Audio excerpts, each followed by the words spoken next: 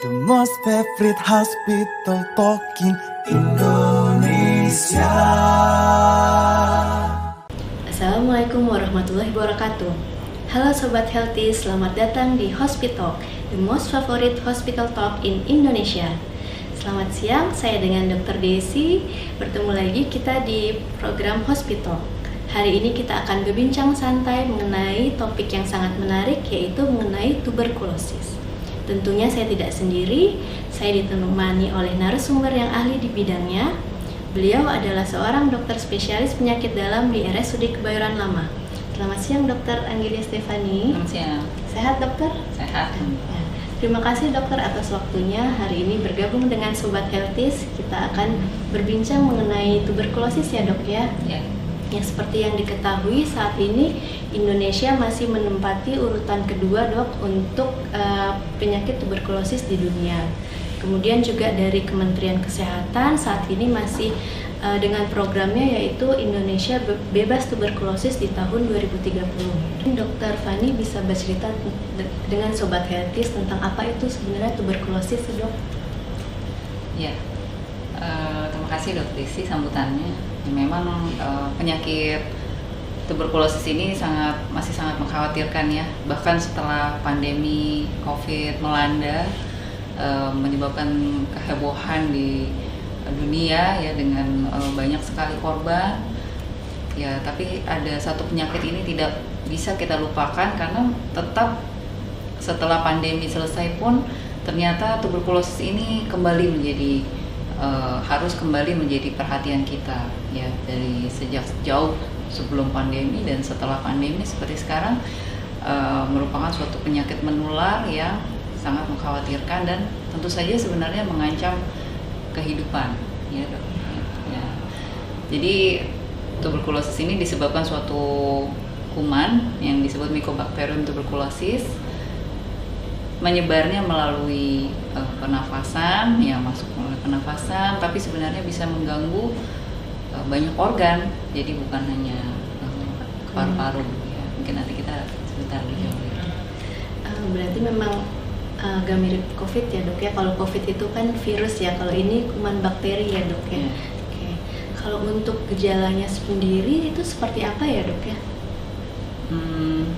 Jadi gejalanya sebenarnya bervariasi ya dok. Kalau di awal-awal mungkin hanya demam ya. Jadi sebenarnya saya ulang sedikit ya. Kalau baru kuman itu masuk ke dalam badan, jadi hanya disebut infeksi gitu. Jadi belum tentu menjadi penyakit. Ya, jadi bisa bergejala bisa tidak. Dan sebagian besar tidak bergejala dan itu justru yang berbahaya karena ternyata banyak diantara kita mungkin juga ada ya, jadi bisa saja mengalami suatu infeksi tuberkulosis tapi belum tentu menjadi suatu penyakit. Nah, ketika daya tahan tubuhnya rendah, infeksi itu menjadi suatu penyakit, dan kalau sudah penyakit ya berarti bergejala. Gejalanya bervariasi mulai dari demam, kemudian keringat malam, berat badan turun, dan yang paling mengganggu biasanya nafsu makannya turun, dan tentu saja ada gejala pernafasannya. Biasanya ada batuk, sesak, ya mungkin batuk kayak berdahak, tidak sembuh-sembuh, mungkin sudah diobati tidak membaik dengan antibiotik atau obat biasa ya. Nah itu kita harus curiga suatu infeksi tuberkulosis. Berarti begitu seorang bertemu dengan pasien tuberkulosis itu tidak langsung menjadi penyakit ya dok ya. Jika daya tahan tubuhnya baik, dia bisa kumannya diam saja, namun hanya infeksi. Tapi jika daya tahan tubuh seorang itu sedang turun, dia bisa menimbulkan penyakit seperti itu ya dok ya. Iya. Kemudian siapa saja ya dok ya untuk yang berisiko untuk terkena tuberkulosis itu? Apakah hanya dewasa saja atau bisa anak juga dok? Ya memang, jadi tadi ya, jadi terkait daya tahan tubuh. Nah itu meningkatkan resiko, daya tahan tubuh yang turun meningkatkan resiko terkena infeksi dan kemudian menjadi penyakit seperti itu. Anak-anak itu populasi yang rentan, begitu juga usia lanjut. Jadi itu dua-duanya sama-sama beresiko. Begitu juga dewasa yang usia belum lansia tapi memiliki penyakit-penyakit tertentu yang tentu saja menurunkan daya tahan tubuh. Paling sering biasanya diabetes, karena penderita diabetes juga di Indonesia cukup banyak dan itu bisa menyebabkan daya tahan tubuh yang rendah. Kemudian juga penyakit tertentu seperti HIV, kemudian keganasan atau tumor gitu ya. Jadi itu ikut menurunkan daya tahan tubuh sehingga meningkatkan resiko.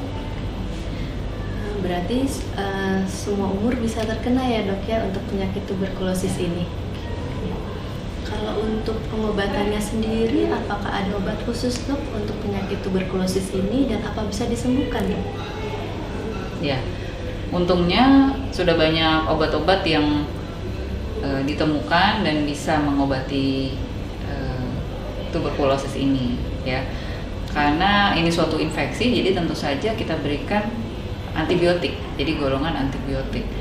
Golongan antibiotik ini sudah ditentukan, ada beberapa jenis dan itu pun sangat dipengaruhi. Jadi keberhasilannya sangat dipengaruhi oleh keteraturan berobat. Jadi patuhnya pasien itu minum obat tepat waktu dan betul-betul diikuti sampai selesai. Itu sangat menentukan keberhasilan. Jadi bukan saja obatnya tapi juga dari segi penderitanya. Jadi memang obat tuberkulosis itu minimal 6 bulan ya dok ya pengobatannya dan pasien bisa sembuh ya dok dengan obat itu ya.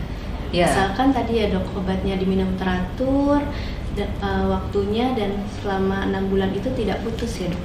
Iya, ya memang saya mengerti ya sebenarnya 6 bulan itu cukup berat untuk pasien, tapi kalau dibandingkan dengan resikonya maka 6 bulan itu tidak seberapa. Jadi saya biasanya menyemangati pasien gitu bahwa ini kesempatan dia untuk benar-benar pulih, membersihkan kembali paru-parunya dan itu dalam 6 bulan pertama. Ketika itu gagal ya ada resiko nanti dia harus pakai yang regimen suntik atau yang malah perlu sampai 2 tahun lamanya. Jadi 6 bulan itu walaupun berat tapi kalau dijalani akan baik hasilnya, bisa sembuh.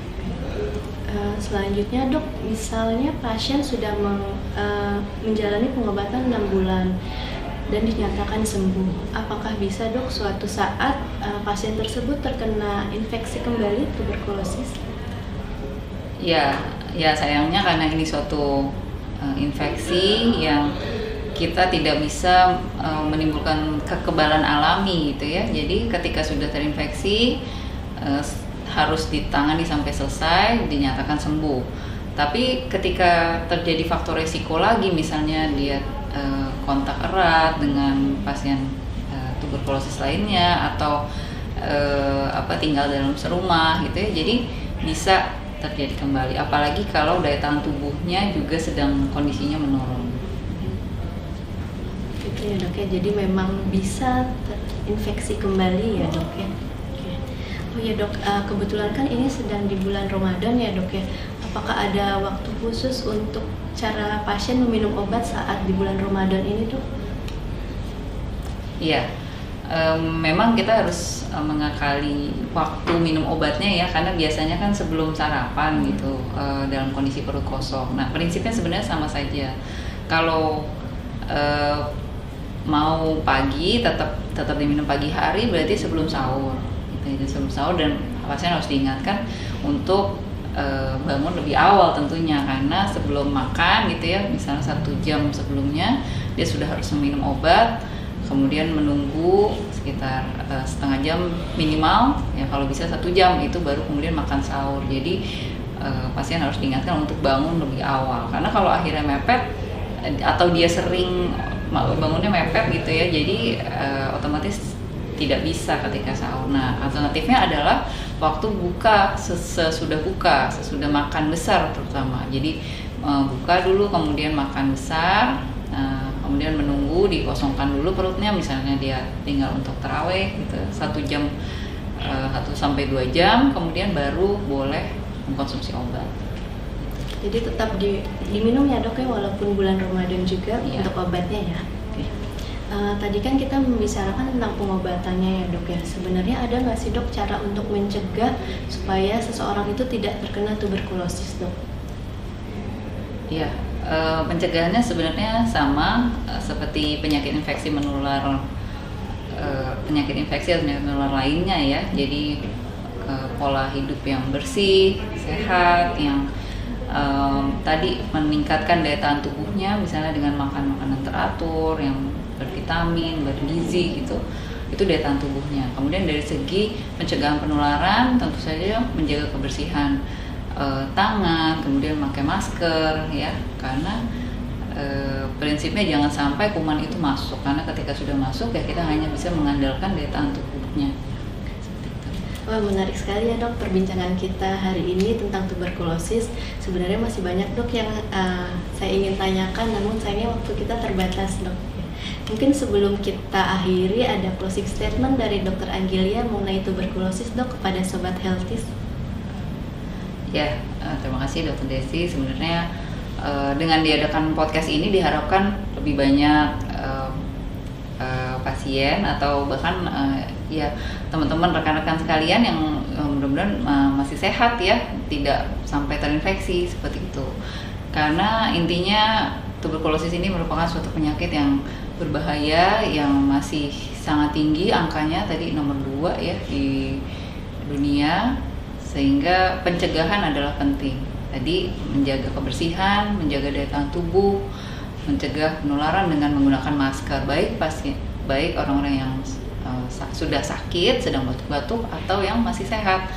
Ketika berada di lingkungan yang ramai, maka resiko terjadinya penularan itu masih saja tinggi, sehingga sebaiknya tetap menggunakan masker. Itu untuk pencegahan. Dan ketika sudah mengalami suatu penyakit tuberkulosis, jangan khawatir, penyakit ini merupakan penyakit yang bisa disembuhkan, sehingga dibutuhkan minum obat yang teratur, yang patuh, yang kontrol dengan dokternya, sehingga bisa dinyatakan sembuh dan tidak lagi menjadi sumber penularan bagi keluarga kita semua. Terima kasih banyak Dr. Anggelia atas waktunya sudah bersedia untuk mengikuti podcast hari ini. Sukses selalu ya dok ya. Semoga sukses terus untuk karirnya. Ya. Baik. Baik Sobat Healthies, terima kasih sudah mengikuti untuk podcast kali ini. Semoga podcast kali ini bisa bermanfaat untuk Sobat Healthies dan keluarga. Izin saya undur diri. Sampai bertemu di podcast selanjutnya dengan tema yang tidak kalah menarik. Assalamualaikum warahmatullahi wabarakatuh.